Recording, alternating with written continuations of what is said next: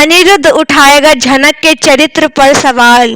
इस बच्चे को अपनाने से इनकार कर देगा अनिरुद्ध। जी हाँ दोस्तों, हम बात करें स्टार प्लस के शो झनक की। दोस्तों सीरियल झनक में एक बहुत ही शॉकिंग ट्रैक आने वाला है, जहां आपको देखने को मिलेगा कि झनक जो है बॉस हाउस में री एंट्री ले लेती है। यहाँ आकर वो सभी को ऐसी न्यूज देती है जहां दर्शक के साथ साथ अनिरुद्ध और उसके पूरे परिवार वाले हैरान हो जाते हैं। दोस्तों सबसे पहले तो झनक अनिरुद्ध के घर आती है, जिसे देखकर सभी परिवार वाले हैरान हो जाते हैं कि ये लड़की वापस कोलकाता कैसे आ गई, हमारे घर क्यों आई है।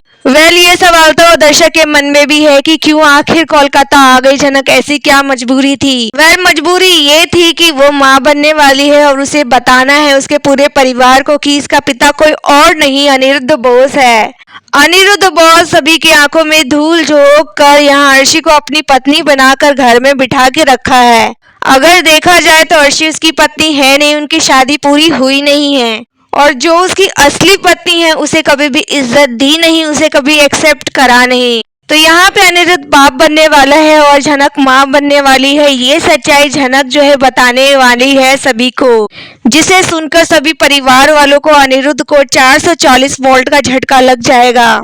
और इधर झनक जब ये सारी सच्चाई बताएगी तो अनिरुद्ध इस चीज को एक्सेप्ट नहीं करेगा और मना करेगा कि ऐसा कुछ नहीं है। उसके पूरे परिवार वाले झनक के चरित्र के ऊपर सवाल उठाएंगे, उसके कैरेक्टर को खराब बोलेंगे, घटिया बोलेंगे। हमेशा की तरह अनिरुद्ध के सामने फिर से उसको जलील करेंगे। वो बोलेंगे कि इतना घटिया इल्जाम तुम हमारे बेटे पे कैसे लगा सकती हो, उसने तुम्हारे साथ ऐसा कुछ किया नहीं है, ये उसका बच्चा है ही नहीं। तो मुंबई गई थी, तुमने क्या रंगरलियां मनाई वो तो तुम्हें ही पता होगा।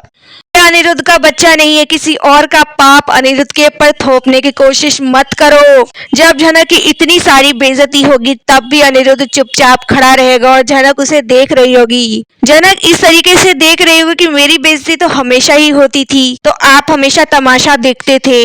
इतना तो शर्म कर लीजिए, आज की आज मेरी बेइज्जती नहीं, इस बच्चे की बेइज्जती हो रही है। इस बच्चे को कलंक बोला जा रहा है, गंदा बोला जा रहा है। अगर ये बच्चा मेरा है तो आपका भी है, और आपके बच्चे की बेइज्जती सभी के सामने हो रही है और आप चुप बैठे हैं। क्या आपके अंदर इतना भी लिहाज नहीं बचा कि एक औरत के चरित्र के ऊपर ऐसा ऐसा सवाल उठाया जा रहा है जिसे आप अच्छी तरीके से जानते हैं, लेकिन आपके अंदर इतना लिहाज नहीं है कि इन सब का मुंह चुप कराया जाए। जो कुछ भी मैं बोल रही हूँ आपसे बेटर तो कोई जान नहीं सकता, क्योंकि ये हम दोनों के बीच की बात है, तो किसी तीसरे को क्या ही पता। अगर मैं सबको समझा रही हूँ तो आप भी क्यों नहीं मेरा साथ दे रहे हैं। क्या आप इतना डरते हैं अपने पूरे परिवार से, अर्शी से, कि अपने बच्चे के लिए स्टैंड नहीं ले सकते? आप तो बहुत ही डरपोक निकले। दोस्तों आप देखने वाले हैं कि जब झनक बहुत कुछ सुनाने लग जाएगी अनिरुद्ध को, तो अनिरुद्ध मना करेगा कि ये बच्चा मेरा नहीं है, क्योंकि उसे अपने परिवार के डर के साथ साथ अर्शी के डर का बहुत ज्यादा खौफ है।